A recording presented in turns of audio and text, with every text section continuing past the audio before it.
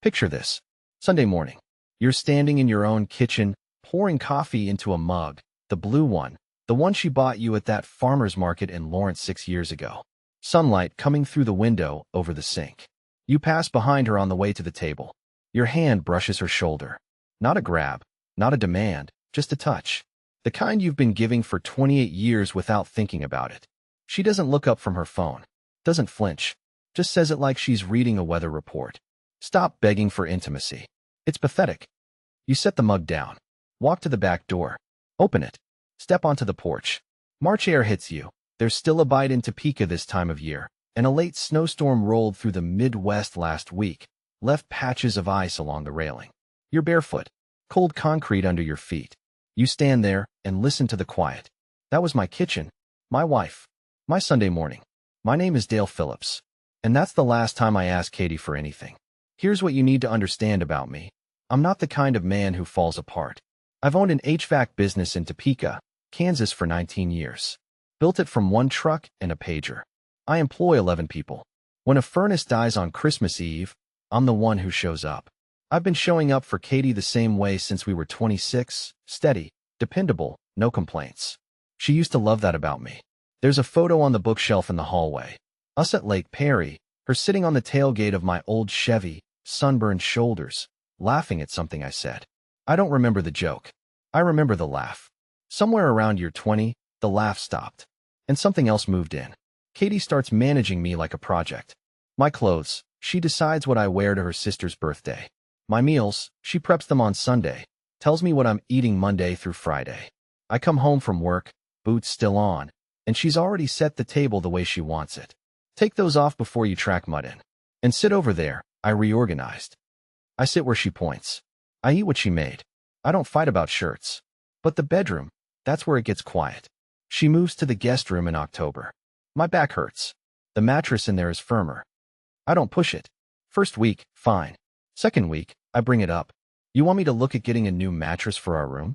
Dale, I just need sleep. Stop making everything about you. December, January, February. Nobody talks about it. The guest room becomes her room. My side of our bed stays cold. I stop reaching across it. And then Sunday morning happens. I stand on that porch for 20 minutes. Bare feet going numb. I'm not angry, not yet. I'm just looking at something clearly for the first time. She didn't ask me to stop wanting her. She asked me to stop showing it. And the way she said it, pathetic, that word wasn't aimed at the touch. It was aimed at me. I go back inside. Pour the coffee down the sink. Don't say a word. Monday, I stopped doing the small things. No more asking how her day was. No more bringing home the almond croissants she likes from that bakery on Gage Boulevard. No more waiting up when she's out with her friends. I don't announce it. I don't explain. I'm just done reaching. Katie doesn't notice for 3 weeks. Then one evening, late March, we're on the couch. The Oscars are on. Some presenter is doing a bit about Matt Damon that's getting a laugh from the audience. Katie reaches over and takes my hand. I don't pull away. I just don't respond. My hand sits there like it belongs to the couch. She looks at me. I'm watching the screen. She squeezes. Nothing. She pulls her hand back. You okay? Fine. You seem distant. I'm watching TV. She stares at me for a long time. I can feel it. I don't turn. The show goes to commercial, and I get up to check the thermostat. That night she makes dinner, actually cooks, not just reheats. Chicken marsala, garlic bread, a salad with the good tomatoes. She sets the dining room table. Candles. I thought we could eat together tonight, she says. There's something in her voice I haven't heard in months. Something almost soft. Already ate, I say. Had a sandwich around 5. Her face flickers. Just for a second. Then she smiles. That's fine. I'll save you some. She doesn't eat the dinner either. I find it wrapped in the fridge the next morning, untouched. Stay with me here. Because this is where Katie starts doing something I didn't expect. She starts asking questions. Where I go after work. Who I talk to. Why I come home at 7 instead of 6. The barber shop, I tell her. I go sit there. For an hour? The owner doesn't charge for the chair. She drives past the barber shop one evening. My truck is there. She texts Brooke Taylor, her real estate friend, the one who started sending her house listings after one brunch conversation. Just in case. I don't know about Brooke yet. That comes later. What I do know is that Katie starts checking my phone. I come out of the shower on a Wednesday, and she's sitting on the bed with it in her hand, not even hiding it. What are you looking for? I ask. Nothing. It was buzzing. It wasn't. She scrolls through my messages. My call log. My photos. There's nothing there. Work orders. A text from Donna Smith about a church fundraiser. A photo of a compressor unit I needed to reference for a job. Katie puts the phone down and looks at me with this expression, not relief. Suspicion. Like the absence of evidence is the most damning evidence of all. Nobody's phone is this clean, Dale. Mine is. Are you deleting things? I'm a 54-year-old man who fixes furnaces. What exactly do you think I'm deleting? She doesn't answer. But that night she sleeps in the guest room with the door locked. First time she's locked it. The next morning I come downstairs and she's made pancakes. The table is set, 2 places, orange juice, the good syrup, a little vase of daffodils she must have cut from the yard. Sit down, she says. Soft voice. Warm smile. I went overboard last night. I'm sorry. I worry about us, Dale. She puts the plate in front of me, sits across from me, watches me eat, refills my coffee without being asked, touches my wrist when she reaches for the syrup. You know that feeling when someone does everything right and it still feels wrong? Like watching a play where the actress is talented, but you can see the edge of the stage? These are good, I say, because they are. I want things to be good between us, she says. I want to go back to how we were. I look at her. Really look. And for about 30 seconds I believe her. The daffodils, the syrup, the way she's leaning forward with both hands wrapped around her mug. It's the closest to the woman at Lake Perry I've seen in years. Then her phone buzzes. She glances at it, types something fast, puts it face down. Who was that? Nobody. Brooke, just work stuff. On a Saturday? Real estate never sleeps. She laughs. It doesn't reach her eyes. I finish the pancakes. Wash my plate. Don't say another word about it. But something about that phone, face down, quick reply, the way her shoulders stiffen for half a second, stays with me. I file it. I don't know what it means yet. Thursday evening. Katie's father Caleb calls. He's retired, lives outside Wichita, and he's managed to rack up $15,000 in debt. Something about a truck he co-signed for Katie's cousin that went sideways. He needs help. Katie brings it up over breakfast like it's already decided. Daddy needs help with the truck situation. $15,000. We can pull it from the business account. No. She blinks. I've never said no to Caleb before. 28 years of holidays and loans, and family helps family. Excuse me. I said no. That's your father's debt. Your cousin's truck. Not mine. A real husband doesn't need to be told to take care of family. I set my fork down. Look at her across the table. I've been taking care of this family for 28 years, Katie. You stopped noticing around year 20. Silence. Long enough to hear the coffee maker finish dripping. You've changed, she says quietly. No. I just stopped pretending I hadn't. She calls Caleb that afternoon. I don't know what she tells him, but I hear her voice through the wall, defensive, sharp.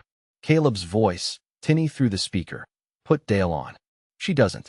That weekend, something shifts.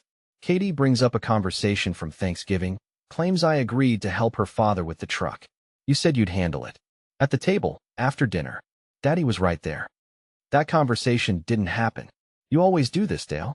You rewrite history. You say things and then pretend. I pull out my phone. Open the text thread from Thanksgiving night, the one where I texted Donna. Caleb asked about the truck again. Told him I'd think about it. Not happening. Timestamped November 28th, 9:47 p.m. Katie reads it. Goes quiet. Then, so you're saving texts to use against me now? I trust my memory. If you say things didn't happen, then I guess we'll let the record speak. She walks out of the kitchen. I hear the guest room door close. Then lock. Here's the thing about Katie. She's not a bad person. She's someone who got so used to running everything that she forgot she was running a marriage, not a household. Control was her safety. My silence was her permission. And the moment I stopped being silent, she lost the only system she knew. But I don't know that yet. What I know is that something broke in that kitchen on Sunday morning, and it isn't going to unbreak. I start going to the barber shop more. The owner, an old guy named Johnny Smith, has been cutting hair on Kansas Avenue for 30 years. He doesn't ask why I'm there at closing time. Just sweeps the floor, puts on the radio, lets me sit. Sometimes we talk about the Jayhawks. Sometimes we don't talk at all. One evening I come home late from Johnny's and Katie is sitting on the couch in the dark. TV off. Just sitting. Where were you? The barber shop. Same as always. It's 9:30, Dale. Johnny and I were talking. About what? Basketball. She stands up and walks toward me. Stops about a foot away. Close enough that I can smell her perfume, the one she stopped wearing 6 months ago. She's wearing it again. I miss you, she says. 3 words. And they land exactly where she wants them to. My chest tightens. Because the thing is, I miss her too. Not this version of her, but the one who used to fall asleep on my shoulder during movies and wake up pretending she hadn't. Okay, I say. Okay, that's it. What do you want me to say, Katie? I want you to say you miss me too. I look at her for a long time. She's standing there in the hallway light with her arms crossed. And she looks exactly like the woman I fell in love with, and nothing like her at the same time. I miss who we were, I say. I'm not sure that's the same thing. She flinches, steps back. The perfume stays in the air between us. You know what, Dale? I'm trying. I'm standing here telling you I miss you, and you can't even. She stops herself. Takes a breath. Fine. Good night. Guest room. Door. Lock. 2 days later, she leaves a note on the kitchen counter. I'm going to Ashley Reed's for dinner. Don't wait up. Ashley is Katie's coworker. They aren't close. Katie never goes to Ashley's house. But the note is there, and something about it feels deliberate. Like she's hoping I'll ask. Like she's testing whether I'll wonder, or worry, or follow up. I don't. She comes home at 10:15. I'm reading in bed. She stands in the doorway of our room, not the guest room, our room, and watches me. Aren't you going to ask how dinner was? How was dinner? It was fine. Ashley's nice. Her husband made steaks. Good. She waits. I turn a page. You used to care where I went, she says quietly. I used to care about a lot of things. She stares at me. Then she leaves. It's Donna who moves first. She's known me since high school. Watch me build the business. Watch me marry Katie. Watch something change in my face over the last year that she couldn't name but couldn't ignore. You look tired, Dale. Not work tired. Life tired. I'm fine. You're not fine. And you don't have to be. She slides a business card across the table at a diner off 6th Street. Russell Foster, attorney at law. He's good. He's patient. He won't push you into anything. I put the card in my jacket pocket. That turns out to be a mistake. Not calling Russell. That's the smartest thing I do. The mistake is the pocket. 2 weeks later, Katie finds the card. I'm at the barber shop. Johnny's just closed up. We're listening to the evening news. Something about TSA wait times and spring travel chaos. My phone buzzes. Then buzzes again. Then starts ringing. Katie. Brooke. Katie again. Caleb. By the time I get home, everyone knows. Katie is sitting at the kitchen table. The business card is in the center like a piece of evidence at a trial. A divorce lawyer, Dale? An attorney. Don't play with words. Is this what you've been doing? Behind my back? While I'm sitting here trying to figure out what's wrong with you. Nothing's wrong with me, Katie. Then explain this. She pushes the card toward me. A friend gave it to me. Donna? Donna Smith gave you a divorce lawyer's card? She gave me a card. What I do with it is my business. Katie's eyes fill. This is the first time I've seen her cry in, I don't know how long. Months. Maybe longer. Her voice drops to something I barely recognize. Dale. I know I know things have been hard. I know I moved to the other room, and I know you've been pulling away, and I know it's partly my fault. But a lawyer? Without even talking to me first? This is the moment. Right here. The part of my brain that still loves the woman I married at 26. That part wants to believe her. She looks genuine. Raw. The armor is down, and there's something in her face I recognize from 20 years ago. From that tailgate at Lake Perry. Katie, I can change, Dale. We can fix this. Just put the card away. Please. She reaches for my hand across the table, and her fingers are trembling. I almost fold. I almost say okay. Almost say let's try. Then her phone buzzes. On the table between us. A notification. Brooke Taylor's name. The preview reads, sent you the updated listing sheet. 3-bed in Westboro Hills. Your name only. Let me know? Katie's eyes drop to the screen. Then back to me. What listing? She doesn't answer. Katie. What listing? It's nothing. Brooke sends me things sometimes. She's a realtor. She sends everyone. In your name only? Silence. I pick up the phone. Open the full message. There's a thread. Weeks of messages. Brooke sending Katie properties, condos, townhouses, a rental near her sister's place. Katie responding with questions. Asking about square footage. school districts, move-in timelines. The woman who just asked me to put away the lawyer's card has been house hunting for 6 weeks. How long? Dale, it's not what you think. How long? Brooke suggested it after one conversation. I wasn't serious. I was just looking at 3 bedrooms in your name only. I was scared, Dale.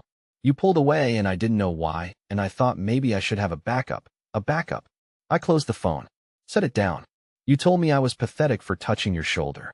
You moved out of our bedroom. You stopped eating dinner with me. Your father's debt was supposed to come out of my account. And the whole time, you had a backup plan. She opens her mouth, closes it, opens it again. Dale, that's not fair. You're right. It's not. I stand up, take the business card off the table, put it back in my jacket pocket. What are you doing? Using the card. I walk out, drive to Johnny's barber shop even though it's closed. Sit in the truck in the parking lot. Engine off. Streetlight buzzing overhead, casting everything in yellow. My hands are still on the steering wheel. I'm not gripping it. I'm just sitting. Empty. 28 years. A backup plan. 6 weeks of house listings in her name while she tells me she wants to fix things. While she makes pancakes and wears perfume and says, I miss you in the hallway. I sit there until the streetlight clicks off. Must be midnight. Maybe later. I call Russell the next morning. Here's what I realize sitting in Johnny's barber shop a few days later, watching him sweep the same floor he's swept for 30 years. Katie didn't ask me to stop wanting her. She wanted a man who needed nothing, so she could owe him nothing. And now that I need nothing from her, she can't stand it. Because the control only works when I'm reaching. The moment I stop, she has nothing to manage, nothing to withhold, nothing to dangle. She became exactly what she shamed me for. The woman who called my need for closeness pathetic spent the last month checking my phone, driving past the barber shop, calling friends in a panic, searching for proof that I still want her. She's begging for intimacy now, and she doesn't even see it. Russell Foster doesn't push. Quiet office on Topeka Boulevard. He lays out the facts. The business is mostly premarital. The house is jointly owned. He talks about options. Timelines. What it looks like to end 28 years legally. You don't have to decide today, he says. I decided on a Sunday morning in my kitchen, I tell him. I just didn't know it yet. He nods, slides the papers across the desk. I sign them on a Tuesday afternoon. Quiet room. Pen on paper. 28 years reduced to a signature in a manila folder. Katie doesn't know. For the next 5 months, she thinks we're in a rough patch. Something fixable. And here's where it gets hard. Because Katie tries. She really tries. She starts cooking dinner again. Leaves notes on the counter. Made your favorite. Plates in the oven. She stops sleeping in the guest room. Comes back to our bed one night without announcement. Just slides in next to me in the dark. I lie there, eyes open, staring at the ceiling. Her breathing slows. She falls asleep against my arm. I don't. 2 a.m. Back porch. Bare feet on cold concrete again. Different month, same chill. Sitting on the top step, looking out at nothing. 28 years. That photo. That laugh. My hands are shaking, and I don't know if it's the cold or something else. Then back inside. She plans a weekend trip. Drives us out to Lake Perry, the same lake from the photo, the one with the tailgate and the sunburn and the laugh. She packs a cooler, brings a blanket, sits on the shore and pats the spot next to her. Remember this place? I remember. That was the best summer, Dale. You remember what you said to me that night? At the tailgate? Something about the sunset. You said I looked better than the sunset. And I laughed and called you cheesy. And you said, cheesy works. She smiles. And it's real. It's genuine. For the first time in months, I'm looking at Katie Phillips, not the woman who replaced her. I almost tell her. Almost say, there's a folder in Russell's office with your name on it. Almost say, we're past this, Katie. Way past this. But she's sitting by the water with her knees pulled up to her chest, and the wind is moving her hair, and she looks so much like 26 that it physically hurts. Cheesy still works, I say. We drive home in something that almost feels like peace. Monday morning she's back. The real Katie. The one who runs things. I scheduled a dentist appointment for you on Thursday. And your gray jacket needs to go to the cleaners. I put it by the door. Also, tell Hunter Bailey he can't park his trailer across from our driveway anymore. I almost couldn't back out. Hunter can park where he wants. And I'll schedule my own dentist. Why are you being difficult? I'm trying to help. I didn't ask for help. I asked for a wife. Silence. That's a cruel thing to say, Dale. No, it's an honest thing to say. There's a difference. She brings home flowers on a Friday, sets them on the kitchen table with a card that says, "I'm sorry for everything." And for a moment, just a moment, I see her again. The flash from the lake. But Saturday morning she snaps at me for leaving my work boots by the door. How many times, Dale? There's a mat for a reason. Same voice, same tone, same control. The flowers are still on the table, petals already curling. And I know, the lake was real. The flowers were real. The boots are real too. And the boots are who she is now. Saturday morning. 2 weeks later. Katie sits me down at the kitchen table. Same spot. Same light through the window. The blue mug isn't there this time. "We need to talk about us," she says. Her voice is calm, rehearsed. She's been preparing. I slide a folder across the table. She looks at it. Looks at me. "What is this?" "Open it." She opens it. Her eyes move across the first page. Then the second. Her hand goes to her mouth. "Divorce papers?" "Dale, these are signed." My signature's on the last page. Dated. She flips to the back. 5 months ago? You signed these 5 months ago? You told me to stop asking. I listened, Katie. To everything. You can't just... Her voice cracks. I didn't just do anything. I sat in that barber shop for 5 months. I came home every night. I lay in that bed. And I waited until I was sure. Sure of what? That the woman I married isn't coming back. Her face breaks. Not the rehearsed tears from 2 weeks ago when she found the business card. Something real. Something underneath all the control and the management and the guest room and the listings. She looks raw and frightened and very, very young. "Dale, please. You wanted independence from my feelings, Katie. You have it. All of it." I stand up, walk to the cabinet, take the blue mug, the one from Lawrence, from the farmer's market, from a version of us that doesn't exist anymore, and set it on the shelf. Close the door. Russell says we can do this clean. Donna will bring boxes tomorrow. "What about the house?" she whispers. "Already handled." What does that mean, already handled? I don't answer. I've said everything I need to say. Katie sits there, folder open, hands flat on the table, doesn't move. I walk out to the porch, pull the door shut behind me. The March air is cold, but the ice is gone now. Just concrete, just quiet, just me. Next morning, Katie opens her laptop. And there it is, our house. The one on Maple Street where we raised nothing but silence for the last 5 years, listed on Brooke Taylor's website. Professional photos. Price. Open house date scheduled for the following Saturday. The woman she confided in. The woman she texted about square footage and school districts. The woman who sent her listings just in case and listened to every fear Katie had about the marriage. Brooke had been preparing the listing for months. On my instructions. Turns out Katie was right about one thing that Sunday morning. Someone in that kitchen was pathetic. Just wasn't me.